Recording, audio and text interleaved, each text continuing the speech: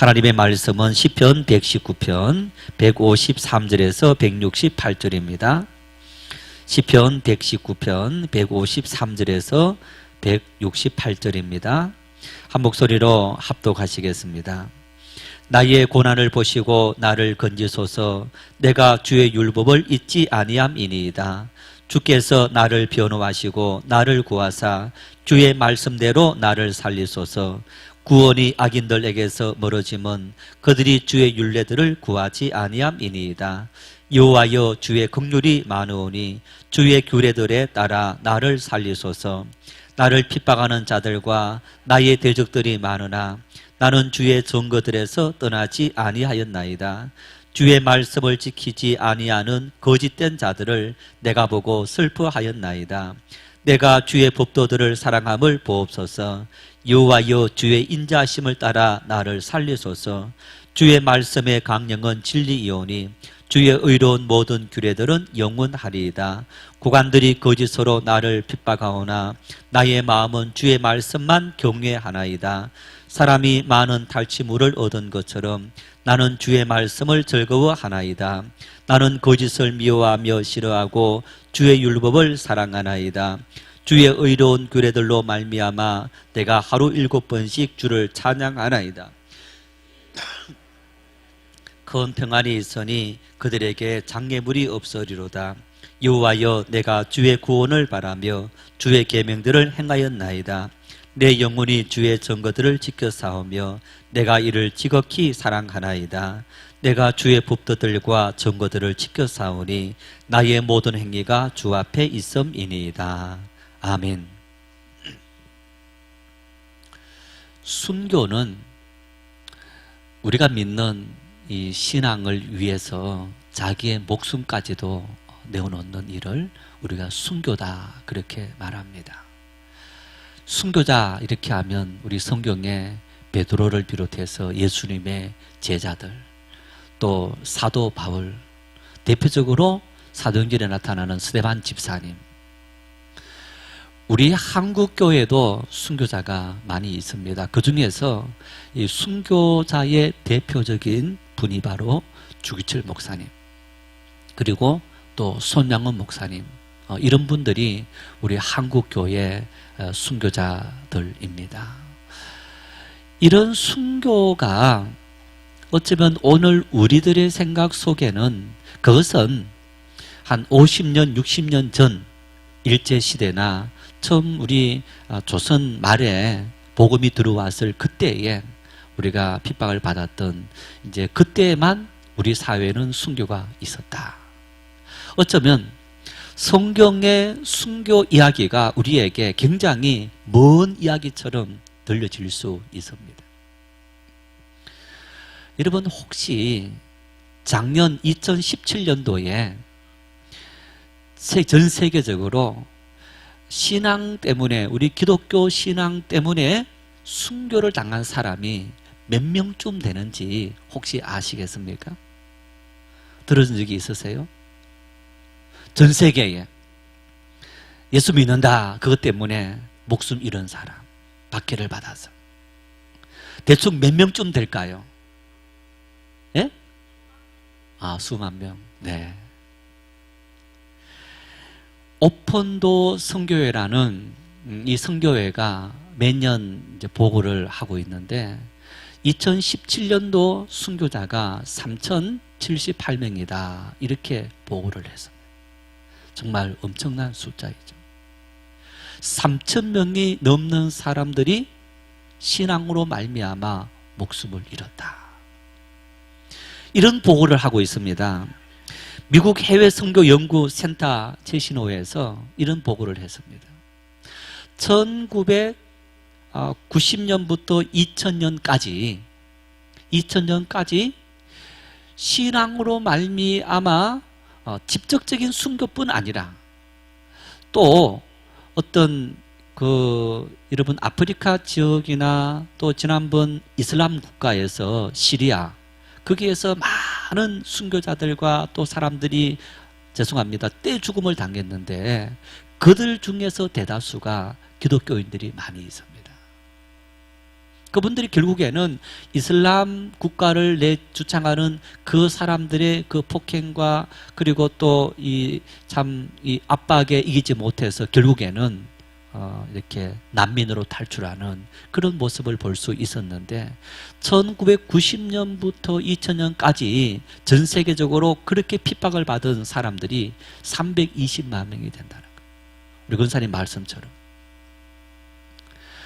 2001년도에서 2010년까지 10년여간에 100만 명이 된답니다. 결국에는 한 해에 전 세계적으로 2000년도에 접어들어서도 10만 명의 사람들이 부족 간에, 여러분 그 부족 간의 전쟁들이 대다수가 이 종교 문제로 전쟁이 벌어지는 겁니다.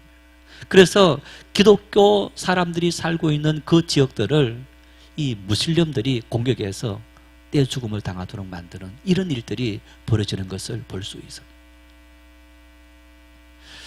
다행스럽게도 우리 기독교인들, 물론 여러분 13세기 1200년도에 어떤 일어났던 성지 탈환이라는, 이제 그 당시에 예루살렘 성지를 탈환하기 위해서 이렇게 십자군 운동이 일어나서 그 지역들 가면서 초토화시키고 많은 일들이 일어났지만은, 이제 이 기독교가 이 근래에 들어와서 다른 어떤 종족이 살고 있는 곳을 이렇게 급습한다, 그런 사건들은 우리가 들어보지 못했는데, 힌두 교도들이, 이슬람 교도들이, 또 지금 미얀마 사태처럼 어떤 불교인들이 타 종교에 대해서 공격하는 이런 공격들은 지금도 전 세계적으로 엄청나게 일어나는 그런 모습을 볼 수 있습니다. 이런 현상들 속에서 놀랍게도 전 세계 인구가 76억 명인데, 전 세계 76억 명 중에서 88%가 종교를 갖고 있답니다. 아마 이런 현상이 2025년 되면 아마 전 세계 사람들 중에서 90% 이상이 종교를 가질 거다. 뭐 명목적이든 나는 이제 무신론자가 아니고 유신론자다 하는 사람들이 이 정도로 100명 중에서 90명이 넘어서게 될 거다. 그 중에서 기독교 인구가 갈수록 급속도로 증가한다. 이런 보고서를 내놓았습니다. 무엇이 우리로 하여금 죽음을 무릅쓰고 이 신앙생활을 하도록 만들고 있는가? 어쩌면 여러분 우리의 마음속 역시 마찬가지로 이런 순교자들의 삶을 돌아보면서, 하나님, 내가 목회하다가, 내가 믿음의 삶을 살아가다가 주를 위해서 내가 핍박을 당하고 목숨을 잃더라도 하나님의 은혜입니다 라고 우리는 기도하며 살아가는 우리의 삶의 모습이 아니겠습니까? 여러분, 이러한 우리의 믿음의 어떤 그 깊은 속에는 어떤 의미가 있느냐? 대다수 신앙을 깊이 이해하지 못한 분들은요, 신앙은 뭐냐? 가난한 우리의 삶을 부하게 만들고, 병들었을 때에 우리를 치료해주는, 그리고 내 마음이 상처를 받았을 때 위로해주는, 어쩌면 우리의 신앙의 그 모습들도 신앙의 열매들 중에 하나일 것들입니다. 그건 역시 마찬가지로 목적이 될 수 있지만은 궁극적인 목적이 아니라, 마치 사람이 걸어가면 그림자가 따라오는 것처럼 신앙의 많은 하나님의 주시는 은혜와 축복들 중에 한 가지인 거지, 그것이 우리 신앙의 궁극의 목적이 될 수는 없는 일입니다. 신앙은 그것보다 더 고차원적이고 그것보다 더 엄청난 일인데, 이런 우리의 신앙을 바울 사도가 잘 표현해 주고 있습니다. 데살로니가 전서 5장 18절 말씀에 범사에 감사해라. 범사에 감사해라. 모든 범사에 감사한다. 여러분, 모든 범사에 감사한다, 이 말을 다시 옮긴다면 어떻게 옮길 수 있냐? 모든 범사에 긍정적으로 생각하라는 것. 부정적으로 바라보지 말고, 내가 병들었을 때도, 내가 가난할 때도, 내 삶이 꼬여서 어려운 상황에 처해진다 할지라도 그 속에 내 인생에 의미가 있어서 이런 일이 다가왔다. 하나님의 뜻이 어디 있습니까? 긍정적으로 생각하는 그 믿음 속에 우리가 감사할 수 있는 삶을 살아갈 수 있게 되는 거예요. 사도행전 1장 4절 말씀을 함께 읽겠습니다. 사도와 함께 모이사 그들에게 분부하여 이르시되 예루살렘을 떠나지 말고 내게서 들은 바 아버지께서 약속하신 것을 기다리라. 이 말씀은 예수님께서 성천하실 때에 제자들에게 주신 말씀입니다. 예수님 성천하시는 그 현장에 500여 성도들이 제자들과 함께 몰려 있었습니다. 예수님께서 내가 약속하지 않았느냐, 너희들에게 보혜사를 보내주겠다. 그 약속을 이제 실행할 터이니까 예루살렘을 떠나지 말고 너희가 기다리라. 500여 명의 성도들 중에서 380명이 돌아가고 120명의 성도들이 그 자리에 모여서 함께 기도했는데 마가다락방인 겁니다. 마가다락방에 모여서 제자들이 간절한 마음으로 기도했습니다. 기도했을 때에 열흘 만에 성령이 임했던 겁니다. 하나님 약속하신 그 약속 보혜사 성령이 임한 겁니다. 이 당시, 기도할 당시 제자들의 상황이 어떠했느냐? 예수님께서 잡혀갔습니다. 예수님께서 잡혀가셔서 십자가에 죽었습니다. 유대인들이, 대제사장이, 유대 관원들이 기고만장했습니다. 그러면서 그때부터 예수 믿는 사람들을 잡아가두려고 예수님의 제자들을 찾았습니다. 색출하기 시작했습니다. 예수님의 제자들이 도망을 다녔습니다. 사람들이 있는 곳에서 숨어 지냈습니다. 어쩌면 그들 중에서 많은 사람들 역시 마찬가지로 그런 어떤 제자들의 모습을 알면서도 눈 감아준 사람들도 있겠지만은 나중에 사울처럼, 바울이 된 사울처럼 그렇게 열성으로 믿는 사람을 찾아 나서는 그런 사람들도 있었을 겁니다. 성령이 임하자 그들을 핍박하는 환경이 달라졌습니까? 달라지지 않았을까요? 달라지지 않았습니다. 성령이 임하기 전에도 유대인들이 예수 믿는 사람들을 잡아가두려고 했고, 성령이 임한 그 이후에도 여전하게 기세등등하게 예수 믿는 사람들을 잡아가두려고 색출 작업들을 계속했던 겁니다. 그런데 달라진 것이 있습니다. 제자들의 마음이 달라졌습니다. 성령 받기 이전에는 제자들이 두려워서 숨어 지냈습니다. 그들 앞에 담대히 나갈 수도 없었습니다. 혹시나 잡혀서 예수님처럼 못 박혀 죽으면 어떻게 하나, 이런 두려움이 생겨서 사람들이 있는 곳을 피해 도망 다녔는데 성령이 임하자 그들 마음속에 담대한 마음이 생겼습니다. 사람들이 모이는 시장 어귀에 나가서 도리어 십자가 못 박혀 죽었던 예수님은 부활하셨다. 우리가 그 예수님을 믿어야 한다. 그 담대한 마음이 그들의 심령 속에 생겨지게 된 겁니다. 우리는 믿음의 비밀을 간직한 사람들이 순교하는 사람들을 박해 중에도 예수 믿는 이유를 알 수 있는 겁니다.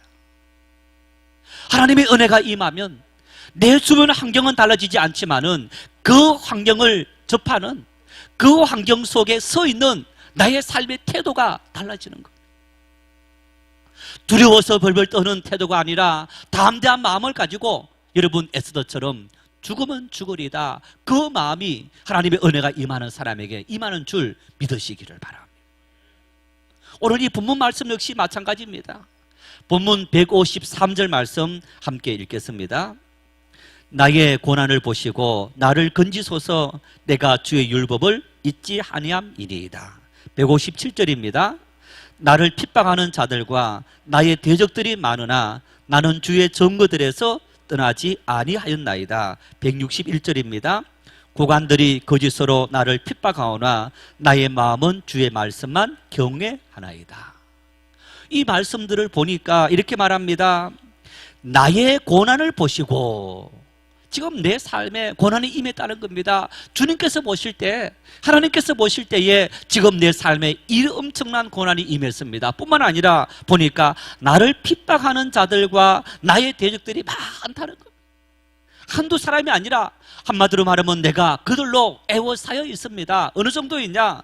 고관들이 거짓으로 나를 핍박한다. 통치자들이 나를 핍박한다, 이런 의미를 이야기하고 있는 겁니다. 여러분, 이 시편 119편을 이야기하면서 아마 다윗이 이 시편을 썼을 거다 그랬을 때, 다윗이 이 상황 속에서 다윗이 고백하고 있는 상황은 어떤 상황일까? 다윗은 아마 이 상황이 이런 상황일 겁니다. 장인인 사울 왕이 사위인 다윗을 질투하기 시작합니다. 사람들이 다윗이 전쟁에서 승리하니까 이렇게 노래합니다. 사울은 천천히요, 다윗은 만만이로다. 그런 고백을 하는 거예요. 그 노래 이야기를 듣는 순간 사울의 마음속에 혹시나 이 왕위를 내가 저 사위한테 뺏기지 않을까, 뿐만 아니라 저 사위를 그만두면 이 왕위가 내 후손들에게, 아들들에게 가야 할 텐데 내 아들에게 가지 않고 저 다윗가로 내 왕위가 옮겨지는 것은 아닐까, 그 불안한 마음이 들기 시작하는 거예요. 성경은 그 말씀을 이렇게 말씀합니다. 사울에게 악령이 들어갔더라. 사울에게 악령이 들어가자 사울이 어떤 마음이 됐냐, 그때부터 자기 사위 다윗을 잡아 죽이려고 찾아갑니다. 다윗은 엔게디 황무지 굴 속에서 도망가기도 했습니다. 광야로 도망가기도 했습니다. 이런 사건이 있었습니다. 다윗이 노브 땅에, 이 노브 땅이라는 곳은 제사장들만 모여 사는 이스라엘 온 지경에 48군데의 제사장 마을이 있었는데, 그 제사장 마을에 들어갔습니다. 그 마을의 제사장이 아히멜렉이었는데 다윗이 오니까 환영하고 먹을 음식을 줬습니다. 그리고 칼이 한 자리 있었는데 그 칼도 다윗에게 준 겁니다. 사울 왕이 다윗을 쫓다가 화가 났습니다. 아니, 요리조리 빠져나가는데 도무지 찾아낼 수가 없는 겁니다. 그래서 모여있는 신하들에게, 아니, 이 백성들 중에서 누군가가 다윗을 돕지 않는다면 이렇게 빠져나가지 못할 거다, 막 화를 내니까 다 조용히 하고 있는데, 그 중에서 에돔 사람 도액이라는 인물이, 내가 보았습니다. 노브 땅에 사는 제사장 아히멜렉이 다윗과 그 무리들을 도와주는 것을 봤습니다. 그래서 아히멜렉을 불러왔습니다. 너가 왜 도와줬느냐? 이 아히멜렉은 아직까지 어쩌면 여기에 사울이 있는 곳에서 멀리 떨어져 있어서 소문을 듣지 못했을 수도 있을 겁니다. 왕이요, 다윗은 당신의 손녀가 사위가 아닙니까? 그리고 다윗처럼 신실한 사람이 어디에 있습니까? 하나님께서 함께하는 인물이 아닙니까? 그 소리를 듣는 순간에 사울 왕이 막 진노가 하늘을 찔렀습니다. 모여있는 신하들에게 당장 노브 땅에 가서 저 아히멜렉과 모든 시속들을 다 죽이라. 하나님께서 세운 제사장들이기 때문에 여러분, 유대 신하들이 아무도 꼼짝하지 않고 두려워서 가만히 있었습니다. 그때 에돔 사람 고자질했던 도액이 사람들 데리고 가서 85명의 어린아이부터 부녀들 또 가족들을 다 죽이는 이런 만행을 저질렀습니다. 그 소문이 온 유대 이스라엘 땅에 번지지 않겠습니까? 퍼지지 않겠습니까? 어쩌면 그 소문이 퍼져나가면서부터 다윗을 도와주는 사람이 아무도 없었을 겁니다. 그 유대 땅에 나를 박해하는 사람들, 고관들도 나를 박해하고 내가 모든 사람들로부터 내가 다 깊이 되는 인물이 되었습니다. 그래서요, 다윗이 어디로 도망갔느냐? 이스라엘들하고 반대 적국인 블레셋 땅으로 도망을 갔습니다. 거기에서 가드 왕 아기스에게 가서 자기 일신에 도피를 하게 된 거예요. 어쩌면 지금 다윗의 고백은 바로 그런 상황입니다. 내 나라에서 나를 도와줄 사람이 아무도 없고, 정권을 잡고 있는 이 왕을 비롯해서 모든 신하들이 나를 찾으려고 혈안이 되어 있고, 그것이 두려워서 백성들조차도 나를 돌보지 않고 나를 외면하는 그런 사면초가 같은 그런 상황 속에 내가 빠졌습니다. 이런 일들은 다윗에게만 일어났던 일들이 아닙니다. 여러분, 이런 일들은 아프리카를 비롯해서 많은 지역들에 박해를 당해서 작년에만 3,078명이 목숨을 잃은 그런 어떤 성도들의 고귀한 피 흘림, 그 현장에만 이런 일이 있었던 것이 아닙니다.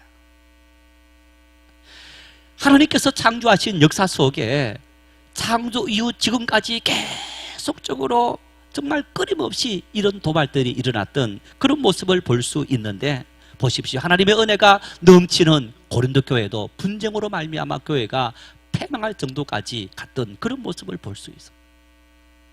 성령이 역사했던 믿음의 사람들 역시 마찬가지로 하나님의 이름을 부인했던 그런 시험을 받았던 그런 모습을 볼 수 있습니다. 성경은 그 이유를 이렇게 말씀합니다. 예수님께서 요한복음 12장 31절 말씀에 같이 읽겠습니다. 이제 이 세상에 대한 심판이 이르렀으니 이 세상의 임금이 쫓겨나리라. 여러분, 예수님께서 하신 말씀, 이 말씀, 이 세상의 임금이다. 누굴 말하는 겁니까? 예수님 당신 자신을 말하는 겁니까? 하나님을 말하는 겁니까? 그렇다면 예수님께서 쫓겨나리라고 어떻게 말씀할 수 있습니까? 성경은 이 세상 임금에 대해서 마귀가 이 세상 임금이다 이렇게 말합니다. 마귀가 우리를 통치하고 마귀의 권력이 오늘 이 세상을 통치하면서 그 권력을 사용하면서 사람들의 마음속에 들어가서 엄청난 제약을 저지르는 그런 모습을 볼 수 있습니다. 하나님께서 아담과 하와에게 저 동산 중앙에 있는 나무 선악과 열매는 먹지 말아라 했지만은 여러분, 뱀이 나타나서 하와의 마음을 유혹합니다. 그 선악과를 먹게 합니다. 가인과 아벨이 함께 농사를 짓고 양을 키워서 하나님께 제사를 드립니다. 하나님께서 아벨의 마음은 받자, 여러분, 마귀가 가인의 마음속에 들어가서 아벨을 죽이는 그 어떤 악독한 마음을 심어줘서 동생을 죽이는 그 끔찍한 사건이 일어났던 것을 볼 수 있습니다. 사탄은, 마귀는 예수님을 공격했습니다. 40일 금식하고 예수님께서 굶주리고 있을 때에 마귀가 나타나서 너가 하나님의 아들이거든 이 돌덩이를 떡덩이 만들어서 먹으면서 너 배를 불리라고 예수님을 시험하는 것을 볼 수 있습니다. 많은 믿음의 사람들은 말합니다. 여러분, 2차 세계대전 때 1900년 중반부에 600만 명의 유대인들이 히틀러에 의해서 학살당했습니다. 이야기합니다. 마귀가 히틀러 마음속에 유대인 학살하라는 그 끔찍한 것을 주어서 유대인들이 학살당하는 이런 일이 일어났다고 이야기합니다. 하나님의 통치가 아니라 여러분, 마귀가 통치하는 그 세상 속에 이스라엘 국가를 세워서 수많은 그리스도인들을 죽이고 고향을 떠나게 만드는, 여러분, 그 무자비한 일들을 만들게 하도록 만드는 그 모든 것은 바로 이 세상 임금 마귀가 통치하는 그 통치 아래 일어나고 있는 끔찍한 사건 사고들인 것을 우리는 알 수 있는 것. 우리가 살아가는 세상은 바로 이런 세상입니다. 우리 개인의 삶에도 역시 마찬가지입니다. 우리 개인의 삶에도 끊임없이 마귀는 우리를 공격합니다. 여러분, 지난주에 제가 설교하면서 한국일보 이야기하면서 오늘 우리나라 사람들의 모습, 한국 사회 어떤 사회라고요? 어떤 사회요? 네, 성난 사회. 다 우국한다. 전부 다 자기 기분 따라서 조금이라도 자기의 어떤 감정이 상하면, 그리고 어떤 사람들은 너무너무 단세포적이 되어서 참지 못하고 인내하지 못하고 자기 감정대로 본능대로 다 화를 내면서 우글거리며 살아가는, 소리를 치며 살아가는, 성을 내며 살아가는, 통제하지 못하고 살아가는 그런 세상이 되어져 버렸어요. 여러분, 그 속삭임이 누가 주는 속삭임인 겁니까?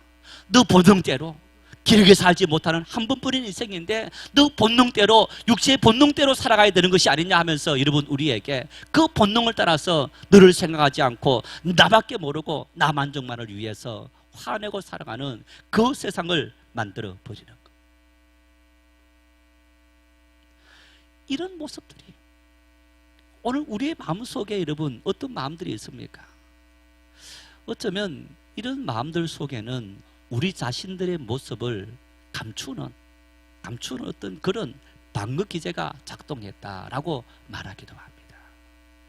뭔가 참 어떤 내 삶이 잘 풀리지 않았을 때, 내가 누군가와 비교했을 때에 가난하다, 그 어떤 피해의식, 내가 많이 배우지 못했다, 그런 피해의식. 저 집 자녀들은 잘 되었는데 내 자식은 왜 이렇게 지금 힘들게 살아가는 거지, 그 피해의식. 그 피해 의식 속에 누군가가 또 뭔가가 조금이라도 침범하면 우리는 마치 독사의 독을 가진 것처럼 팍팍 무는 어떤 그런 마음의 상처를 입게 되는 그런 모습을 볼 수 있어요. 감사하라, 감사하라, 감사하라. 기뻐하라, 기뻐하라. 아무리 말을 해도,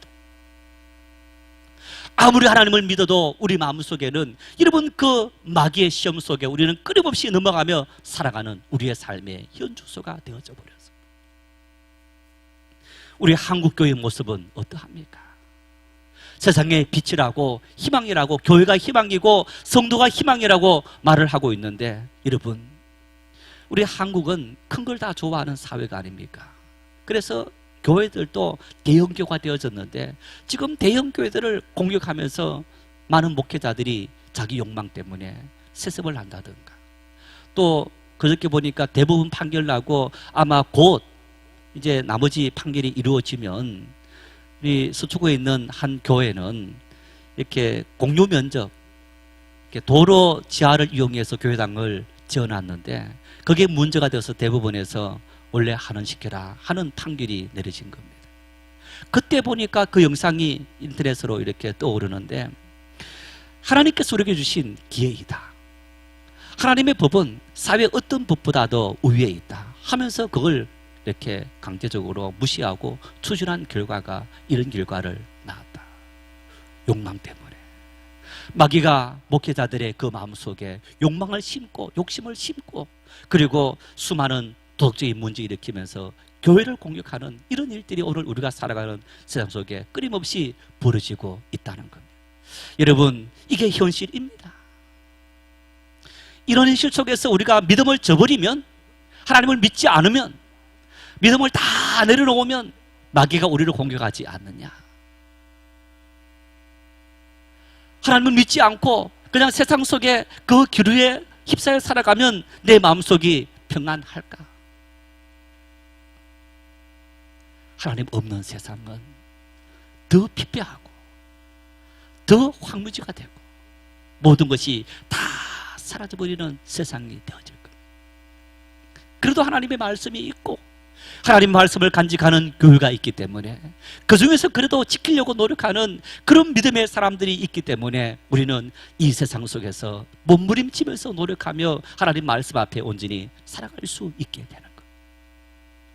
여러분, 오늘 이 말씀을 보십시오. 이 말씀 속에서 이런 마귀가 지배하는 세상 속에 살아가면서 예수님께서 우리에게 어떻게 말씀하시느냐? 요한복음 14장 27절 말씀을 읽겠습니다. 평안을 너희에게 끼치노니 곧 나의 평안을 너희에게 주노라.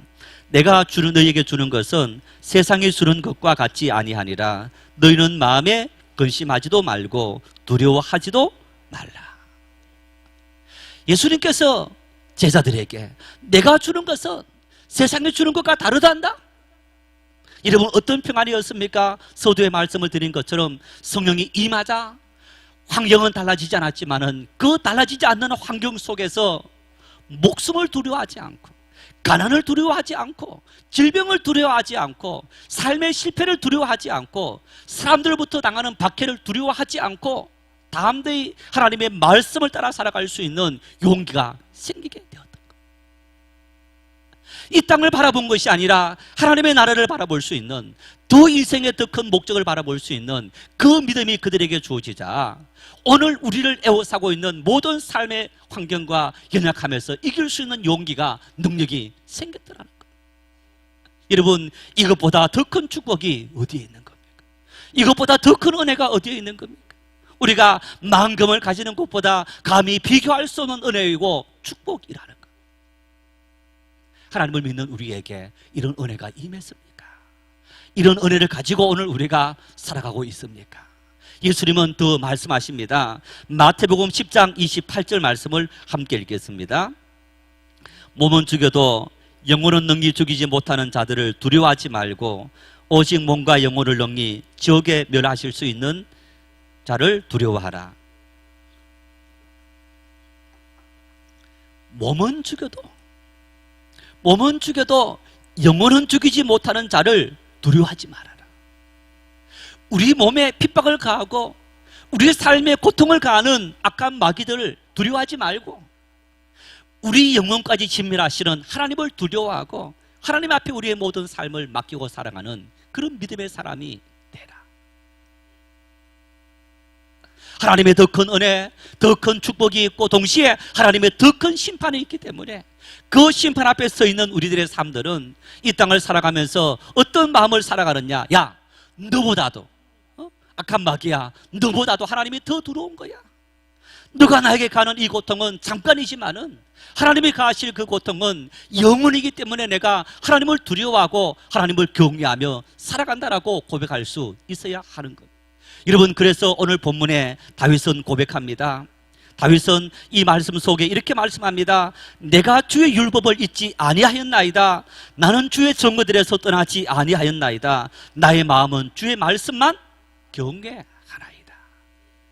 내가 사방으로 애워삼을 당하고 모든 사람들이 나를 다 공격하는 그 절망의 상황 속에도 하나님이여, 하나님 말씀을 나는 두려워합니다. 영혼을 멸하시는 그 하나님을 두려워하고 하나님 말씀 앞에 내 모든 삶을 맡기고 살아갑니다. 그런데 여러분, 우리 역시 그런 고민을 하지 않습니까? 우리 역시 그런 고백하지 않습니까? 그런데 우리는 넘어지고 다윗은 넘어지지 않는 이유가 뭘까? 오늘 말씀 두 구절이 우리에게 해답을 주고 있는데 164절 말씀을 같이 읽겠습니다. 주의 의로운 규례들로 말미암아 내가 하루 7번씩 주를 찬양하나이다. 주님의 말씀을 내가 하루 7번씩 찬양합니다, 묵상합니다, 기도합니다, 이런 말인데요. 여러분, 이 7번이라는 말은 이 유대인들 개념으로는 완전 숫자입니다. 그래서 이 말은 이런 얘기입니다. 내가 시시때때로 내 인생에 문제가 생길 때마다, 내 삶에 고민이 생길 때마다, 나에게 어떤 악한 마귀가 나를 시험하더라도 나는 그 모든 시험에 대해서 내 감정과 내 생각과 내 경험을 내려놓고 하나님 말씀에서 해답을 찾습니다. 이런 의미입니다. 내가 하루 7번씩 주를 찬양하나이다. 그 얘기는 내 인생에 문제가 닥쳐올 때마다 내 감정 내려놓고 내 생각 내려놓고 하나님께서 나에게 뭐라 말씀하시는지, 성령이 뭐라 말씀하시는지 그 말씀 속에서 내 인생의 모든 해답을 찾습니다. 161절 역시 160절 마찬가지입니다. 함께 읽겠습니다. 주의 말씀의 강령은 진리이오니 주의 의로운 모든 규례들은 영원하리이다.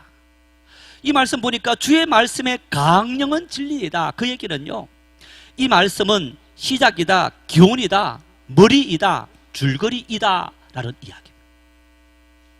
하나님의 말씀은 내 인생의 시작과 마지막입니다. 하나님의 말씀은 내 인생의 근간입니다 라는 얘기입니다.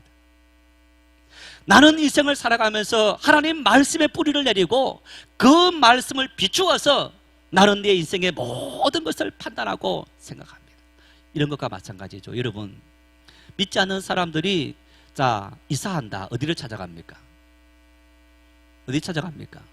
철학관. 자, 자식 결혼시킨다. 어디 찾아갑니까? 점쟁이 찾아가죠. 다 물어봅니다. 어떤 날이 좋은 날인지. 삶을 살아가면서 우리는 누군가에게 다 상담을 합니다. 병들면 의사를 상담하고 법률적인 문제가 생기면 변호사를 찾아가서 상담합니다. 각기 다 그 전문 분야에 있는 사람을 찾아가서 모든 문제를 상담하는데 오늘 이 말씀 속에 다윗은 그렇게 말합니다. 내 인생의 모든 문제 뿌리는 하나님께 있기 때문에 하나님을 찾아가서 상담합니다. 하나님을 상담한다는 것. 매번 그 말씀이 우리에게 이미 주어져 있는 것이 아니겠습니까? 이 말씀을 우리가 이렇게 비유할 수 있습니다. 사람의 몸에는 면역계가 있습니다. 면역계가 있어서 이걸 면역체계라 하는데, 여러분, 오늘 우리 몸에는 수많은 세균, 암세포들이 생기고 우리 몸을 공격하는 거예요. 그런데 그 공격하는 모든 것들이 면역체계가 있어서 면역체계가 지키고 있는데 암세포가 공격한다. 아, 이것은 이 몸에 나쁜 놈이구나 하면서 그것을 박멸시키는 거예요. 이게 면역세포인 거예요. 면역체계인 거예요.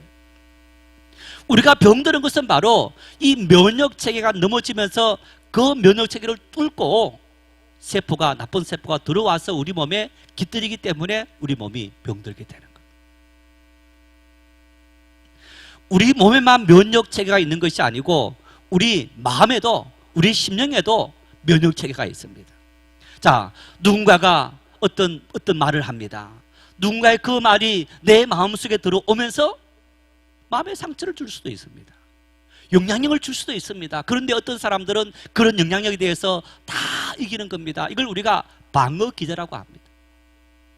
누구누구 말에 대해서 야, 그 말은 무시해, 그 말은 넘어가, 그 말은 쓸데없는 말이야, 그런 방어 기제가 작동하면서 사람들의 말에 대해서 그 방어 기제가 다 막아내고 있기 때문에 우리가 정상적인 삶을 살아갈 수 있게 되는 거예요. 오늘 다윗의 이 고백은 내가 7번씩 주님을 찬양합니다, 주님의 말씀의 강령이 진리입니다라는 이 고백 속에는 하나님의 말씀이 내 심령의 면역체계입니다. 하나님 말씀이 나를 공격하는 악한 마귀의 모든 공격을 물리치는 면역체계입니다. 나를 미혹하고 나를 넘어뜨리려고 나를 고통스럽게 만들고 하나님을 떠나서 그리고 미움과 분노와 그리고 전쟁 속에 살아가면서 살인과 이 모든 것을 누리려 하는 그 모든 나쁜 마음들, 그 모든 것 속에 우리를 공격하는 악한 마귀가 있는데 그 마귀의 모든 공격을 다 찾아내고 방어하는 그 면역체계, 하나님의 말씀이라는 거예요. 그 말씀의 면역체계, 그래서 하나님 앞에 기도하지 않습니까? 하나님이여 내 입술에 파수꾼을 세우십시오. 내 마음에 파수꾼을 세우셔서 악한 마귀가 도무지 내 마음속에 전혀 들어오지 못하도록 하나님이여 도와주십시오. 우리 마음속에는 이렇게 말합니다. 돈이 없으면 가난해, 가난하면 고통스러워. 세상 살아가면서 사람들하고 같이 짝하면서 그 사람들하고 적당히 어울려줘야만 성공할 수 있는 거야. 세상 방법을 함께 따라가야 돼요. 적당히 나쁜 짓도 하고 그래야만 이 세상에서 성공할 수 있는 거야. 그런 어떤 유혹을 끊임없이 우리에게 주고 있는 거예요. 여러분, 이 모든 것이 성경적인 그리고 참 인생의 방법이 아니라 악한 마귀가 지금까지 우리 사회를 이끌어왔던 방법이었던 거예요. 하나님의 자녀들은 말씀으로, 하나님 말씀이 우리에게 무엇을 말씀하고 있는지, 그리고 당장 피해가 온다 할지라도 그 말씀 붙잡고 살아갈 때 하나님은 세상을 능히 이길 수 있는 평강으로 우리의 모든 삶을 인도하신다는 것. 그런 면역체계가 하나님 말씀이 우리에게 형성되어지면 우리는 능히 세상 속에서 살아가며 참 평안 누리며 살아갈 수 있는 믿음의 사람이 되어줄 수 있게 되는 것. 이 한 해를 살아가면서, 아니 우리 인생의 믿음의 삶을 살아가면서 여러분, 하나님의 능력의 말씀은 바로 우리에게 그런 면역체계가 되어서 능히 악한 마귀의 계계를 이기고 이 땅의 모든 유혹들을 이기고 하나님 앞에 설 수 있는, 담대함으로 살아갈 수 있는 믿음의 축복이 우리 모두에게 넘칠 수 있기를 바랍니다.